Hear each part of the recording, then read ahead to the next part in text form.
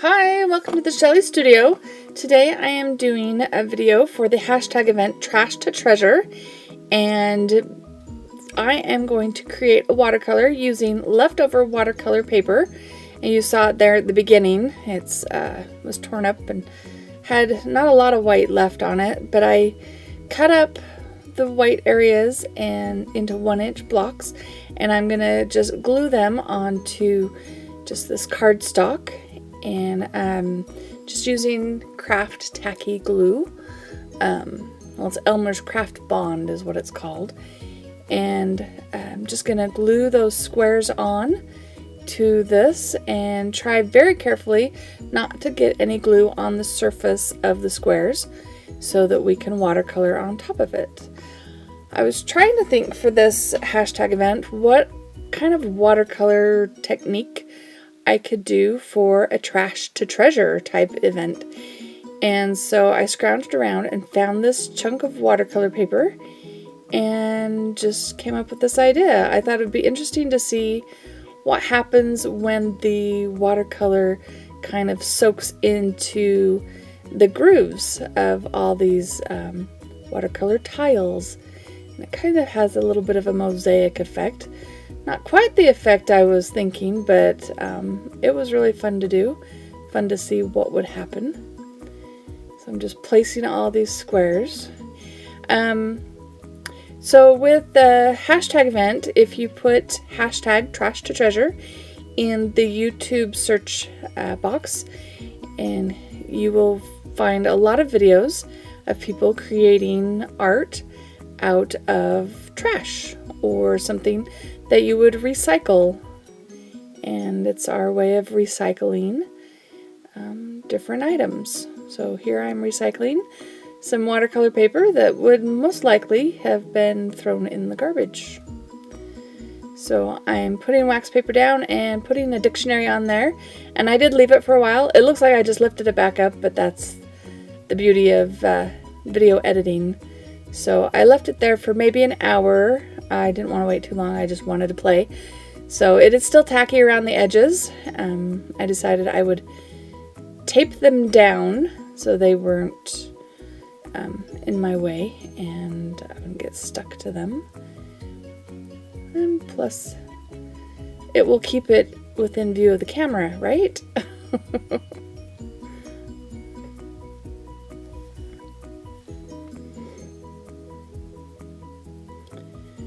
So I don't know if you saw my video of the fish, but this is a similar, the painting is also inspired by Coco B art, her style of painting, and just kind of free and loose.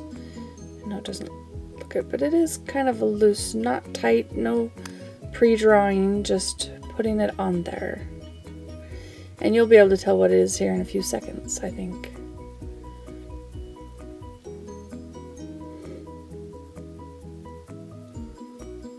There we go. So I kind of like how it builds up in the grooves between the pieces of paper.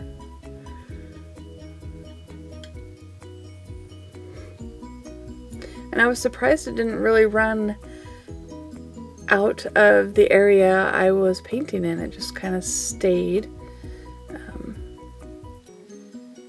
That was pretty interesting that it did that.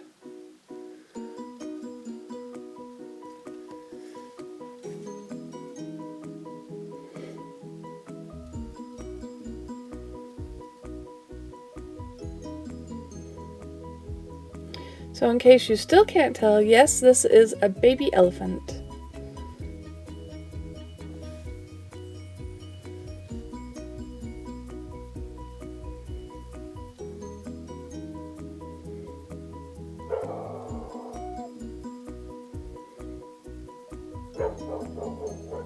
Sorry, you can hear the dog barking outside.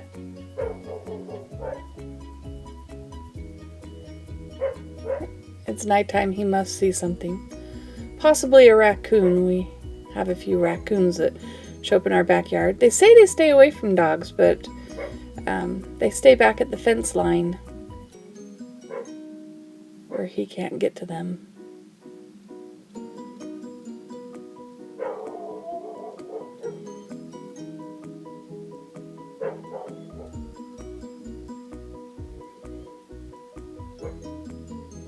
And really, this is just doodling with the paintbrush. Paintbrush I'm using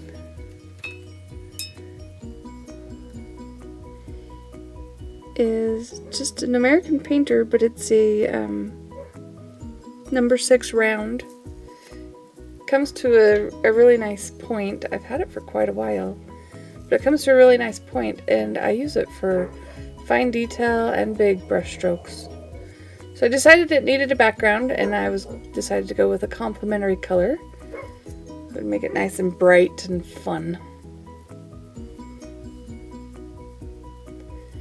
And I am doing this while it's all still wet, so I don't want to touch the blue.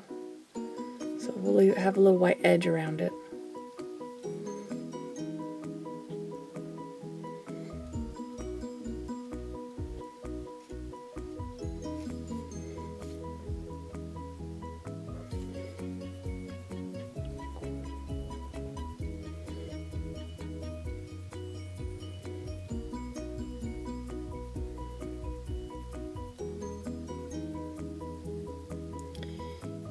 A little Payne's gray dot for his eye.